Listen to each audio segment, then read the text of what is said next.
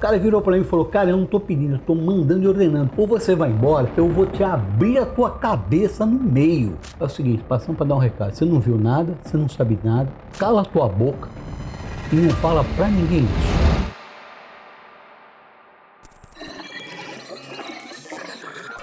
Bom, galera do Arquivo Estranho, estamos aqui com uma verdadeira lenda de um dos maiores clássicos da ufologia mundial, que é o caso Varginha. Para quem não conhece, esse é o Carlos de Souza, professor Carlos de Souza, que já se tornou um grande amigo nosso. E o Carlos de Souza é testemunha ocular da queda do objeto de Varginha. Durante muito tempo foi uma figura muito polêmica, né? Muita gente não acreditava no seu depoimento, mas eu acredito também que é natural, né? Porque quando você surgiu, sempre tem aquela margem de dúvida, né? Aquele percentual de a gente tem que checar realmente, né? Mas hoje, pelo menos, grande parte dos investigadores do caso Varginha consideram que a sua história realmente é a história do contexto, né? Então eu queria começar, Carlos, pedindo a você, que de maneira resumida você contasse como é que começou aquele dia. Vamos partir daquele dia. Você é piloto de ultraleve, né? Sim, aquele... Na época você estava indo para um festival de ultraleve. Campeonato. Boa noite a todos, tá? Bom dia. Tudo começou, tá? Porque eu fiz um curso de ultraleve, tá? De piloto ultraleve aqui na Praia Grande. E tinha uns amigos, na época. Os amigos tinham pessoal que morava em Minas Gerais, né? Os avós desse pessoal tinha fazenda, tinha tudo. Eles falavam pra mim, pô, vamos lá voar. Eu cheguei pra ele e falei, mas eu não tenho aeronave, não tenho grana pra comprar uma aeronave. Sim. Aí ele falou, a gente empresta uma nossa. Eu falei, beleza então. Eu falei com a minha esposa, falei pra ela, tô indo pra Minas, para Três Corações. Lá. Ela falou, pô, mas você não conhece? Eu falei, mas existe pergunta, mapa, pra quê? Na época não existia GPS, tá? Isso aí... Atualmente, hoje não, na época... O campeonato seria em Três Corações. Era assim um campeonatozinho, na verdade, a gente ia lá para tomar cerveja e comer churrasco. É isso que a gente ia fazer lá. Era só uma desculpa para reunir a galera, para fazer o churrasco, voar, porque são as coisas mais gostosas. É voar, para mim, tá? É voar, comer um churrasquinho, tomar uma cervejinha com os amigos, falar umas besteiras. É muito legal isso, tá? Isso é a terapia, né? Exatamente. E na época eu tinha uma empresa de distribuidora de bebida, pô, eu vivia no estresse, cansado, cara. Isso pra mim era minha válvula de escape. Aí eu peguei. Só para contextualizar, você lembra exatamente a data? Olha, foi no dia que eu saí de São Paulo, foi dia 15, eu acho que foi dia 15, porque eu não quis, isso está com 29 anos agora. Não era dia 13? Não, olha, eu não vou te confirmar se é dia 13, dia 12, porque eu não lembro corretamente a data. Tá? Se eu falar para você que, olha, eu lembro corretamente o dia, a hora, eu sei que eu saí de casa à noite, já era noite. No dia anterior. No dia anterior, porque eu saí, vamos supor assim, numa sexta-feira, acabou o serviço, eu falei pra minha esposa, tô cansado pra caraco, tá? Eu vou embora, até nós quase tivemos uma discussão na época, que ela não queria, só que eu falei, não, tô indo. Peguei minhas coisas e quando chegou no meio do caminho, eu falei, eu vou parar num motel pra dormir no motel, porque eu tô cansado. Pô, trabalhei o dia inteiro, viajei mais 6, 7 horas, eu vou dormir. E amanhã cedinho, eu zarpo pra fazenda. Aí eu peguei, dormi no motel, mas 4 horas da manhã, 4h30, eu usar para chegar lá umas 6, 7 horas, porque não adianta você chegar muito mais cedo que isso, que o dia tá clareando, a gente vai pegar um céu legal, tá? O vento tá maneiro, umas 8 horas, não um vento forte, e dá pra gente voar de boa. Legal. Eu peguei dormi no hotel, quando foi 4h30 eu acordei. Quando eu levantei, eu falei, puta, eu tô atrasado, cara. Eu não sabia quantas horas dava. De onde que eu estava? Mas já achou que estava atrasado. Eu já achei que estava atrasado, então eu saí fincando. No meio do caminho, que eu estava indo para lá, cara, sabe que você tem aquela vontade de fazer aquele pit stop, que você não vai direito no banheiro? Eu falei, eu preciso fazer... fazer um número 1zinho, dar uma parada, fazer um pit stopzinho, né? Encostei o carro e fui urinar. Fui lá fazer meu pit stop, tá? E nisso daí eu vi, era um objeto, uma aeronave, tá? Cruzar a via, que era dupla, eu vi ela me passar e eu percebi que ele estava soltando uma fumaça atrás.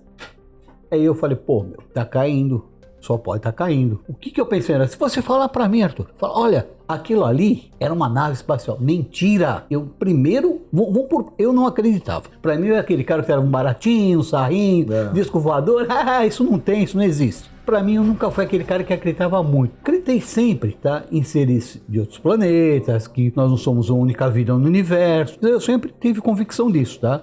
Mas, deles virem, eles não levavam muita fé, não. Naquela época, tinha aqueles dirigíveis da Goodyear. Você lembra que eles tinham alguns jogos? Pra mim, aquilo era um dirigível que estava em pane, caindo. Ou seja, deu pane e ele cruzou a via. Eu vi ele baixar, tipo num sítio, que é Dona Oralice lá e o esposo dela que viram também. Doralina, e o esposo dela que tinha falecido. Seu Eurípides. Exatamente, foi aquele objeto. Ele desceu ali para pousar, para como se fosse cair ali. Eu falei, pô, dentro de um sítio, tudo bem, tem gente. Aí daqui a pouco o que fez? Ele ganhou o motor, subiu novamente. Ganhou altitude. Ganhou altitude, deu o motor, você vê que ele conseguiu estabilizar alguma coisa, subiu, só que à frente tinha a cidade. Eu falei, puta, meu, o cara subiu, se ele perdeu a altitude, ele vai pro meio da cidade. O que ele fez? Ele fez uma curva para sua esquerda, voltando. Quando ele fez a curva, eu via na lateral, vamos supor assim, do meio para trás, parecia uns fitilhos cortados, como se tivesse batido em alguma coisa, numa montanha, alguma coisa. Eu falei, puta, meu, o cara tá em pânico, o cara vai cair. Uns fragmentos. Vai cair, o dirigível vai cair. Para mim, até aquele momento, era um dirigível. Eu não... Sabe, ele subiu, ele cruzou. Quando que ele subiu mais, aí ele perdeu o motor de vez. Aí eu escutei um barulho, como se fosse uma máquina de lavar, meia, sabe? Deu pra ouvir? Dá um barulho, e ele perdeu o motor de vez e desceu. Vupt. Quando ele desceu, eu falei, puta, com o piloto, ou seja, um cara tinha acabado de praticamente tirar o brevet, tava voando, voava com os amigos. Primeira coisa que você pensa, pô, ali dentro tem seres humanos, tem pessoas. Se você, só quem voa, sabe o que é uma queda de uma aeronave. Só quem voa sabe o que é uma queda de aeronave. E, e não tem queda bonita. Porque quando você desce... Não tem queda mais ou menos. Não tem, cara. É chão, cara. É chão. Você tá no... Imagina você tá a 100 metros ou 50 metros, você caindo já é um impacto. Imagina você dentro de um objeto pesado. Então, seu primeiro pensamento qualquer. Pô, quem tá lá vai precisar de ajuda. O que eu fiz? Eu peguei meu carro, montei no carro rapidinho e saí a milhão, mas rasgando na Dutra. Eu falei, vou seguir ele. Eu vi uma entrada, passei uma ponte. Não vai pensar você que foi... ele pegou 100 metros, entrou. Não, cara, dá uns 5 quilômetros, 2, 3 quilômetros. E eu a milhão, rasgando, porque naquela época não tinha esse negócio de 100 por hora, tá? E você nem sabia se tinha uma entrada para aquela direção. Né? Exatamente isso. Quando eu passei uma pontezinha, eu vi uma entrada. Eu falei, é aqui mesmo, eu vupt na entrada. E saí. E era uma estradinha, sabe essa estrada de sinal de fazenda? Sim. Que vem de fazenda? Toquei o reio pra lá, o carro pulava mais o pipoca. Uma buraqueira, cara. Passei 2 mata-burro e cheguei. Quando eu cheguei, que eu vi, tá, os destroços, eu desci do carro, eu puxei o freio de mão, era aquela Fiorinozinho, carroceria. Eu puxei ela encostou do lado, eu já abri a porta e desci no pique para ver o que era. Só que quando eu cheguei, Arthur, você não vai acreditar, o fedor que era aquilo. Era um cheiro de Ajax com ovo podre, meio amoníaco. Mas o objeto já estava no chão. Estava no chão, já tinha se esborrachado no chão. Estava se esborrachado no chão. Isso foi minha surpresa. Minha primeira surpresa começou aí. E já tinha cara de acidente mesmo. Já não, era um acidente. Já quebrado. Não. Era acidente, porque tinha vários destroços e lá na frente você via um objeto redondo, tá? Como se fosse aquele tubo do balão. Sei.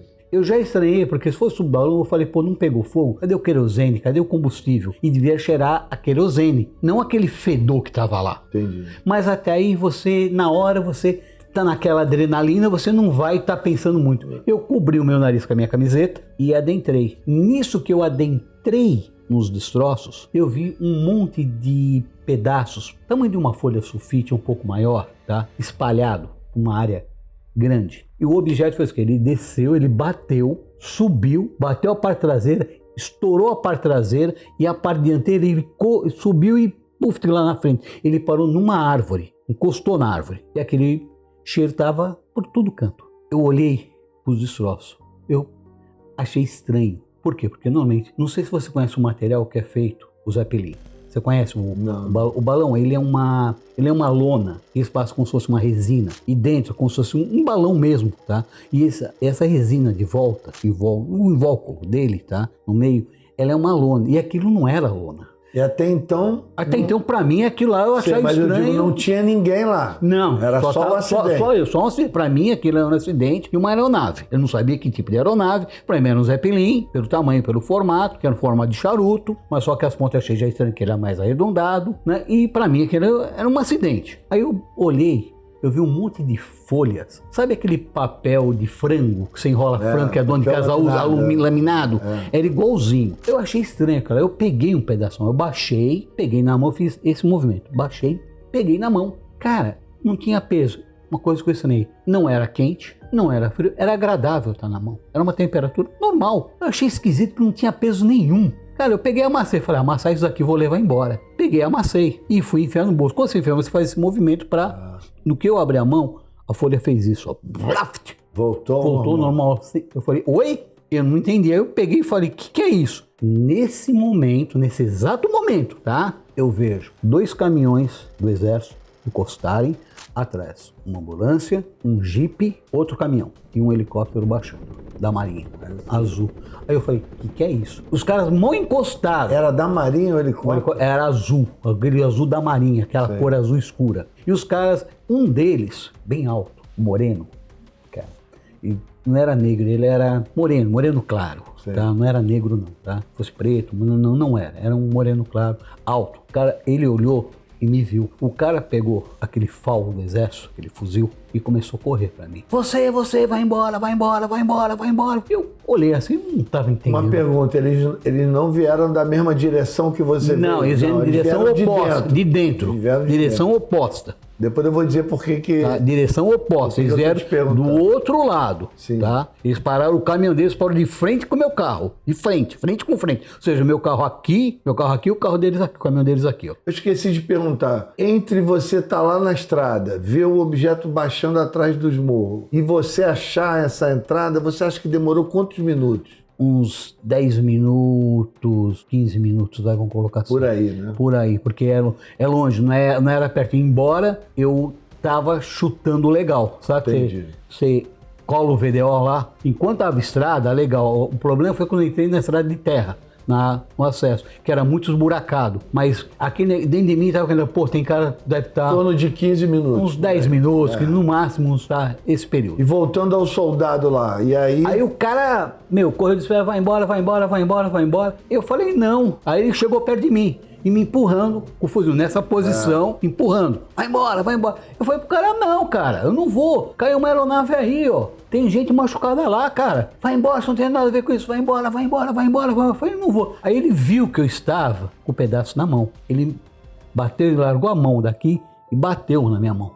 Tirou o pedaço, jogou no chão e falou, eu tô mandando você ir embora, eu não tô pedindo pra você, eu tô ordenando, tô pedindo, tô mandando, tô ordenando. Eu falei, mas eu não vou. Ele pegou, virou o fuzil, engatilhou, botou no meio da minha cara, aqui, eu vi ele aqui, ó. Caramba. Cara, essa hora eu não porque eu não tava pronto, se tivesse, tinha me borrado inteiro. Caiu o macho, o homem some ali, porque, você não tem noção a sensação de ver um FAL no meio da tua cara. E o cara com o dedo no gatilho. O cara virou pra mim e falou, cara, eu não tô pedindo, eu tô mandando e ordenando. Ou você vai embora, eu vou te abrir a tua cabeça no meio. Vou te arrebentar os miolos. Some. Tudo bem, acabou o macho. Eu peguei, virei as costas, manobrei o carro e fui embora. Cara, eu tremia mais com uma vara verde. Aí eu...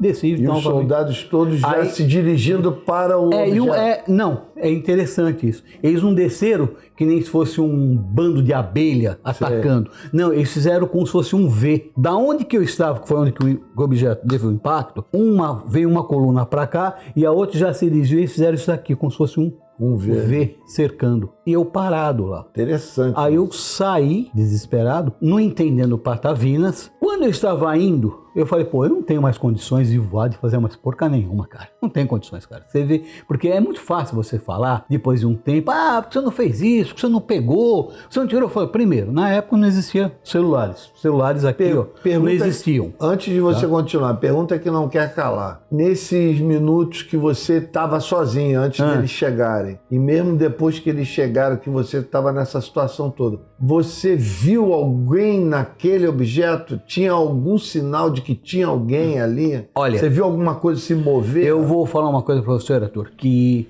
para mim, não tinha ninguém lá. Ninguém. Tá? Como se estivesse vazio. Exatamente. Agora, há um ano e pouco atrás, foi feita uma regressão comigo que várias pessoas, como você falou, perfeitamente o que você falou, foi alguma coisa assim, perfeito. Pô, mas aquelas dúvidas, neguinho duvidando dessa história. Aí resolveram fazer uma regressão comigo, uma hipnose, tá? Até foi o Saga que fez. Aí na hipnose apareceu alguma coisa? Apareceu, tá? Eu não vou contar porque o Saga pediu, pelo amor de Deus, mas tá na internet. Eu só fui ver isso ontem, que eu não tinha coragem de ver. Porque se eu falo pra você que eu me lembrava de... Você foi ver a hipnose que ele gravou, que você falou. que eu falei. Se eu falar pra você que eu me lembrava, mentira, não lembrava de nada, cara. Eu só sei que eu vim pra casa do Saga, ele fez a hipnose, gravou, depois nós saímos, comemos, eu fui embora pra casa e... E devido a pessoas estarem falando besteira, porque dói eu duvidar da sua pessoa. É verdade. A coisa, já imaginou chegar para você e falar, você é mentiroso, cara. Isso não existe, cara. Você é louco. Você é tantang, eti. O cara gozar da sua cara e você sendo um profissional trabalhando com adolescentes, com crianças, pessoal jovem. Sabe aquele sarro? E você se sentiria como? Agora voltando lá, saiu fora, voltou para a estrada. Aí eu voltei para só que eu falei, não tem condições de ir mais, tá? Eu vou voltar para São Paulo. Não tem condições, eu tava tremendo mais. Ali mesmo você já decidiu que não tinha mais condições. Não, o cara meteu uma arma na minha cara, bicho. O cara botou a mão no gatilho. Eu tava tremendo mais que uma vara verde. Eu parecia eu falei, pô, o que tá acontecendo? Não entendendo patavinas. Aí eu cruzei, mas interessante é isso. Quando eu saí de lá, o que eu pensei? Falei, pô, eu acho que eu vi que não devia. Eu acho que eu vi algum experimento do governo. Uma coisa o governo testou e deu errado, caiu. Alguma coisa proibida. Proibida do governo. Sabe que você fala assim, algum teste, alguma aeronave o governo testou e deu errado, algum foguete. Eu juro, de coração, em nenhum momento me passou pela cabeça que era um objeto voador, tá? Um OVNI que tinha caído. Pra mim não me passou. Juro, porque pra mim não fazia sentido o OVNI. Sim. Aí eu peguei, fiz o primeiro contorno, parei num bar. Aí a coisa começou a ficar mais estranha ainda. Porque aí, cara...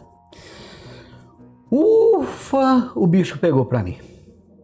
Eu parei no bar e tem um rapaz do posto de gasolina, aqueles barcos que você toma um café. Sim. Eu falei, moço, toma um café. O rapaz falou, moço, o que aconteceu com o senhor? O senhor tá branco, tremendo? Eu falei, cara, caiu um avião aqui, uma aeronave aqui, então não tô entendendo. Aí o cara falou, aonde, moço, que a gente não viu? Eu falei, aqui, moço, cruzou. Ele falou, não, a gente não viu, porque o posto era um pouquinho antes de onde que cruzou o objeto. Eu falei, tudo bem, né? Não viu. Aí ele falou, mano, calma, moço, toma um cafezinho. Aí o cara pegou um café. No que eu fui pôr a mão no café, encostou um carro. Naquela época, sabe aqueles Opala, Commodore, 4 portas?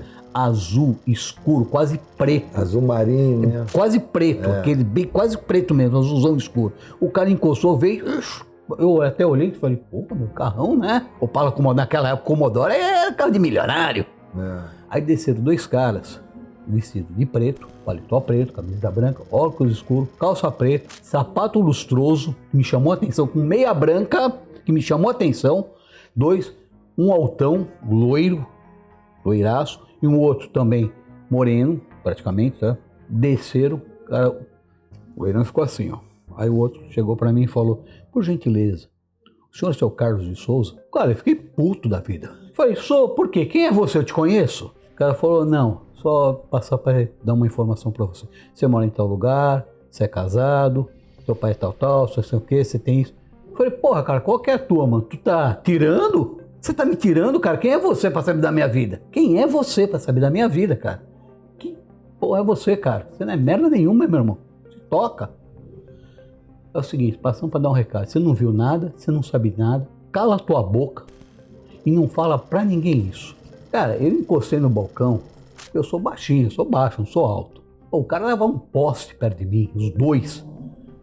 Primeiro que se eu tomar uma raquetada do cara, aí eu vou acordar no mês seguinte. E eles estavam com essa cara de MIB, fechada, cara de MIB. Cara de MIB, óculos escuros, homem de preto, homem de preto mesmo, cara. De gravata, cara, sabe? Cara fechado. Bem caracterizado. Cara fechado, assim, um sorrisinho. Você não viu uma expressão facial no cara sério, entendeu? Falando mesmo, intimidando. Aí ele falou, tá dado o recado, tá? Uma pergunta, o teu carro da época estava no teu nome? No meu nome, o carro estava no meu nome. Tudo Pela bonitinho. placa eles levantam a tua Tava vida tudo no meu nome, todinha. porque veja bem, eu nunca fui um cara enrolado, sempre gostei das coisas certas para não ter problema com nada, tá? Aí eles pegaram, montaram no carro, o rapaz que me deu o café, o balconista, pegou um papel, uma caneta e falou, moço, isso tá errado, vai lá e vê a placa do carro deles. Não era nem a placa, era a placa. Falei, beleza. Aí eu peguei o papel desses guardanapo, de TVzinha, aquele papelzinho, e peguei a caneta e fui lá. Eu olhei. Quem falou que tinha a placa? Não tinha placa. E os caras, ó. Cara, nessa hora, eu já tava nervoso, me tremendo. Aí nem o café descia. Na época, entre nós ufólogos, esse foi um ponto-chave, porque se o carro não tivesse no teu nome, essa história não seria plausível. Sim. Mas aí ficou aquela discussão, aí quando alguém levantou que o carro estava o carro estava no teu nome, aí aí você ganhou mais um ponto de credibilidade na época entre os ufólogos que duvidavam, justamente por isso, porque é plausível. Se não fosse pela placa, eles não conseguiam ter essas informações todas. Mas eu na época nem imaginava isso. Para mim, isso daí para mim não tinha o mínimo sentido. Tá? E aí tu voltou para casa? Aí eu voltei embora. Peguei e falei, vou embora, acabou. Eu vim o caminho inteiro tentando entender o que era aquilo, o que aconteceu. E eu cheguei à conclusão no caminho, falei, de fato, é um experimento do governo. Naqueles dias, é importante colocar isso, estava efervescente o caso na TV, na mídia. Não. Isso foi uma semana antes. Sim, mas eu digo, de acontecer. Na semana seguinte explodiu, que as meninas viram. Sim. Aí depois teve 2 domingos do Fantástico que jogou. Sim, jogou. Nesse momento, você falou bem, quando apareceu. Aí você se ligou. Aí a ficha caiu. A ficha fez assim. Tu viu o Fantástico Eu vi o Fantástico e vi, na época, o Goulart de Andrade. Que fez, já foi um pouco foi o Goulart de Andrade. Na época anunciavam no Silvio Santos, negócio do ET, caiu foi achado um ET em Varginha. Aí a ficha fez assim, ó. Eu falei, fudeu. Ferrou, desculpem. Ferrou legal. Aí nem a minha esposa tinha contado, que ela não entendeu porque eu tinha voltado antes. Aí eu cheguei pra minha esposa e falei, aconteceu isso. A primeira palavra era, cala tua boca, você não viu nada, que vai dar pepino, isso vai dar rolo. Eu cheguei pra ela e falei, amor, mas vai dar rolo, fica quieto. Tá, aí se passou mais ou menos uns 8 meses, mais ou menos, eu quieto, na minha, como se tivesse...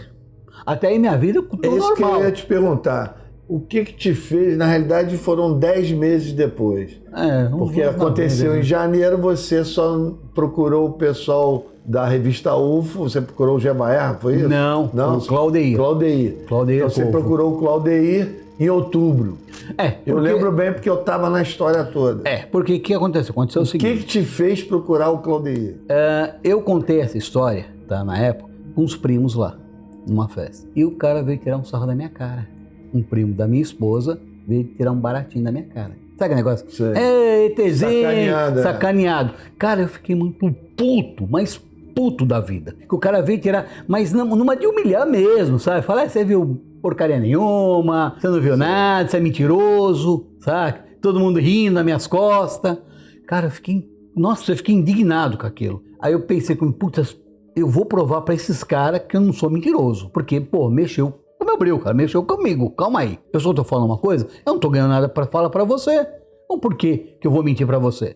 E como tu chegou no Claudeir? O Claudeir, ele estava numa entrevista no Canal 4, naquela que era a Rede Tupi ainda, teve o Silvio Santos, não me lembro se era o Silvio Santos já, isso era o Canal 4, na época a gente conhece como Canal 4, Rede Tupi na época, né, que era o Canal 4. Devia ser lá em São Paulo. Em São Paulo, isso, tá? E ele estava dando uma entrevista, e ele pediu no ar, pelo amor de Deus, quem soubesse alguma coisa, que eles estavam meio perdidos. Por quê? Porque até aquele momento, tá? Ele comenta, até aquele momento, eles sabiam da criatura, mas eles não conseguiam explicar a nave, que ninguém sabia onde estava, como que eles chegaram lá. Nem se tinha uma nave. Ninguém sabia como que eles tinham chegado lá. Ninguém sabia como que eles tinham chegado lá. E o exército já nessa época blindando tudo já, cercando tudo, não deixando informações mais lá. E a coisa, eles querendo, vocês, pesquisadores, ufólogos, querendo avançar, querendo pesquisar. E levar a verdade pro público e nada. Eles blindando. Eu peguei o telefone, já sei. Ele passou um telefone, eu anotei no papelzinho, peguei e liguei pra ele. Falei, olha, o senhor Claudeir? Ele falou, sou, pois não. Falei, meu nome é Carlos Souza, tá? Eu sou empresário, tenho uma empresa, na época eu tinha distribuidor de bebida. Falei, olha, eu sou empresário, tá? E eu posso levar o senhor no que a nave caiu. Eu vi. Cacete. Ele falou, como é que é? É sério isso? Você tá brincando comigo? Eu falei, não, eu não tô brincando. Eu te levo aonde a nave caiu, eu te levo lá. Ele falou, 10 minutos, me passa o endereço. Eu passei meu endereço para ele e falou, 10 minutos eu tô aí. Eu acho que deve estar no serviço, que depois eu fiquei sabendo que ele trabalhava. Que para mim o fólogo não fazia nada na vida, sabe? Não, ele era engenheiro eletrônico. Não, mas para mim o fólogo não fazia nada na vida. O fólogo para mim só vivia atrás desse tipo de coisa. Eu acho que ele largou até a empresa, até que isso foi tipo assim numa quarta-feira, 10 minutos, eu acho que deu uns 15 minutos, ele estava na porta da minha empresa. Ele chegou e falou, seu Carlos, sei o quê? Eu falei, pois não. Eu reconheci ele, falei, seu Claudio. Eu falei, não, vamos sair daqui. Eu peguei e fui para a esquina, que vamos supor, 2 prédios para baixo era a minha empresa, eu fui para a esquina, ele falou, o que foi? Eu falei, aconteceu isso. Aí eu contei essa história, que até agora eu narrei, falei, aconteceu isso. Ele virou para mim e falou para mim, você viu mesmo? Eu falei, eu vi, eu te levo lá.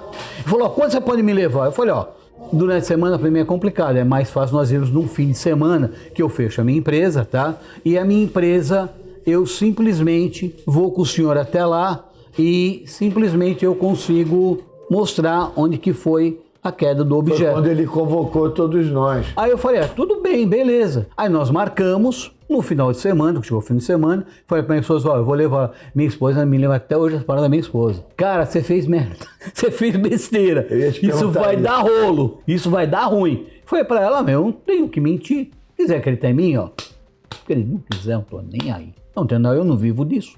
Eu tô apenas colaborando e vou mostrar a verdade. Porque quem não deve, não mente. Você não deve, você não tá mentindo, você não deve nada pra ninguém. Aí aí ele apareceu, ele tinha um Chevette na época. Chevetinho, ele pegou, vamos comer. Eu falei, você quer ir comer o carro? Ele falou, não, vamos comer. Aí no caminho pra lá, ele falou, que motel você ficou?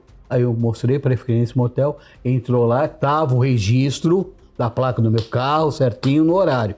Que bacana. Ele falou, legal. Ele falou, vamos seguir. Aí nós seguimos. Aí eu falei pra ele, eu parei aqui que eu tava apertado pra urinar, tá? Eu tava muito apertado, tem um pit stop aqui. E aí foi quando eu contei essa história toda pra ele. Uma pergunta importante, eu nunca tive a oportunidade de te perguntar isso. Quando nós fomos lá, depois que você foi com ele, ele levou os ufólogos lá. Tá? Fizemos a primeira varredura no local. Aí eu pergunto para você, tinha muita área de terra comprometida? Ou seja, a queda, você lembra-se se a área comprometida era muito extensa?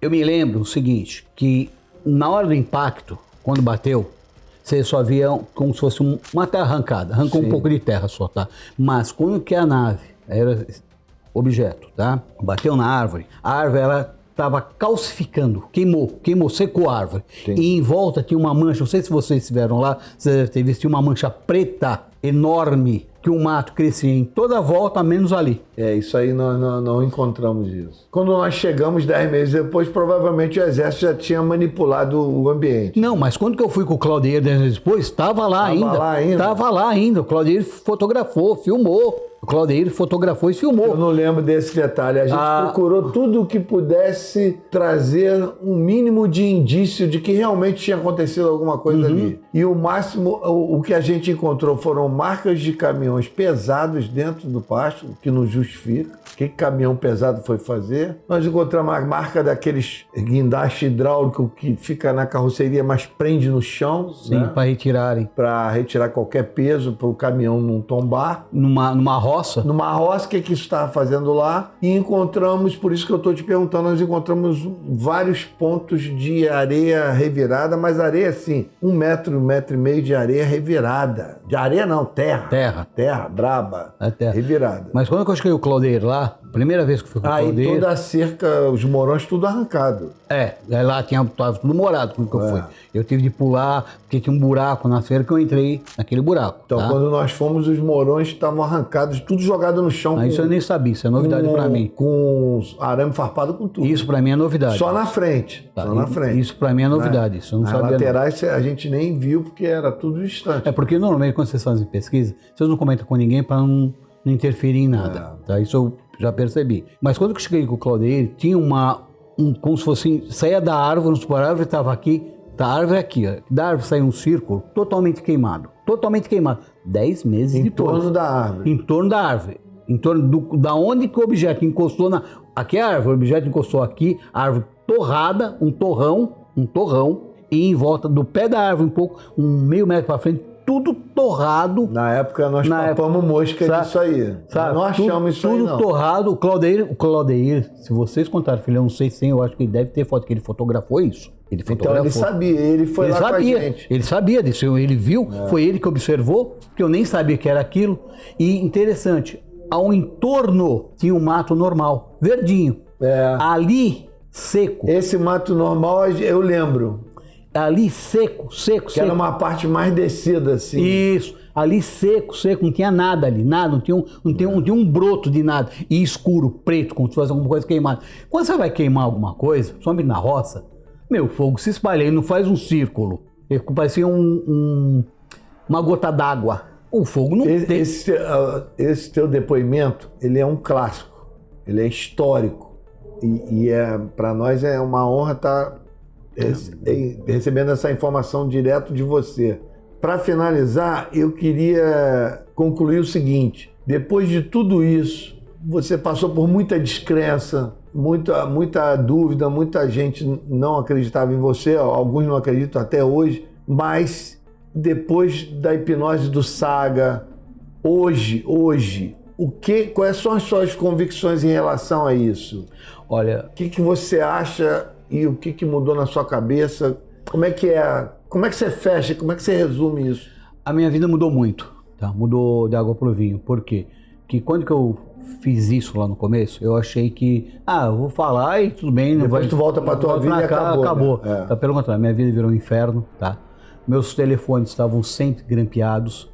Eu troquei de número várias vezes.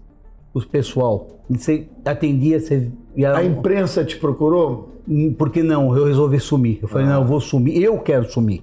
Você deu Aí eu troquei, primeira vez eu troquei meu telefone porque já tava a gente lá. Aí na minha empresa começou a ter fiscalizações ridículas. O cara ia lá, mexia, ia embora, saia dando risada. Tinha veículos parados em frente à minha empresa, direto com pessoas diferentes. Você pegava a placa para consultar, tinha na época o despachante, né, que existia.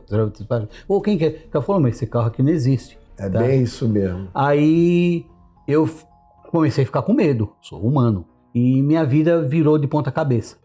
Chegou a se mudar de endereço? Cheguei de mudar de endereço, mudei de casa e, aí eu falei, não quero mais saber disso, eu não vivo disso, eu nunca ganhei R$1 com isso, não quero ganhar R$1 com isso, sumi. Aí depois de 24 anos... Aí surgiu o James Fox, o documentário? Não, surgiu o Marcos Leal primeiro.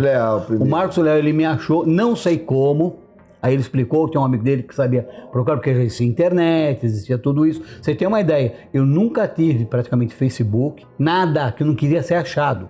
E o cara me achou. Aí ele me ligou, conversamos, aí ele foi até minha casa, conversou comigo, falou, poxa, eu falei pra ele, na minha casa não, nós fomos para um McDonald's, aí no McDonald's, ele virou para mim e falou para mim, você não gostaria de gravar uma entrevista? Eu falei, olha, eu não sou chegado a isso. Não, por favor, grava, não sei o quê. E justamente naquela semana, aqueles primos que gozaram, falou, e aquele negócio de ter lá, morreu ali? Aí eu falei, tá. Fiquei quieto, falei, tá bom, eu gravo. Aí eu fui e gravei uma entrevista no apartamento de um amigo dele, tá?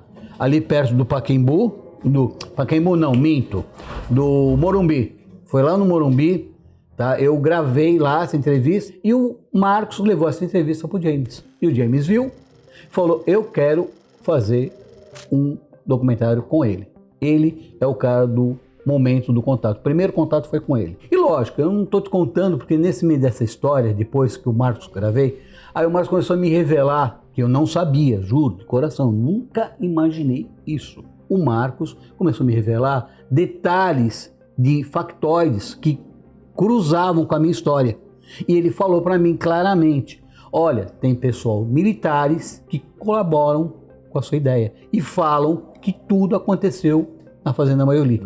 Você deu o pontapé inicial. Você foi o cara que... Hoje a sua história é corroborada por várias testemunhas, civis e militares. Exatamente isso. Mas só que na época, você não tem noção que era gozação. Você não tem noção do que eu passei. Eu tinha vontade de chorar, de me esconder debaixo do sofá e ficar chorando. Falar, que absurdo isso, sabe? Porque o cara coloca a sua verdade, a sua integridade em xeque. E pior de tudo, que era ufólogos. A tua credibilidade pode afetar em várias partes da tua vida, profissional, social. Exatamente. Tal. E ufólogos duvidando, uma parte acreditando, uma outra parte duvidando, fazendo chacota. Agora pode ficar tranquilo, porque eu acredito em você, os nossos seguidores do Arquivo Estranho acreditam em você, porque a gente está aqui fazendo um bate-papo sincero. Sim. E eu queria te agradecer muito, Carlos, por esse depoimento, que ele é, como eu disse antes, ele é histórico, ele é um clássico. Entendeu? Eu que agradeço. Você virou uma lenda. Não, nem tanto. Eu não nasci para lenda, eu não nasci para isso. Não. Eu agradeço de coração. Mas de coração eu espero que o pessoal todo que está vendo essa entrevista, que vai ver essa entrevista, como é que se diz, valorize, porque o teu depoimento é sincero, eu te conheço já há bastante tempo e eu sei que a tua história, ela hoje está corroborada, ela completa vários pedaços desse quebra-cabeça. Eu que agradeço. Quebra-cabeça do caso Varginha. Eu que agradeço imensamente, tá? Agradeço a todos vocês do canal, tá? Agradeço todo mundo, agradeço você, principalmente, Arthur, tá? É uma pessoa, um ser humano maravilhoso, tá? Qualquer hora dessa tu vai voltar lá na Serra da Beleza. Volte, se Deus quiser. Só a gente marcar e estarei lá com o maior prazer. Que cá entre nós, hein? Vocês precisam conhecer a Serra da Beleza. É lindo.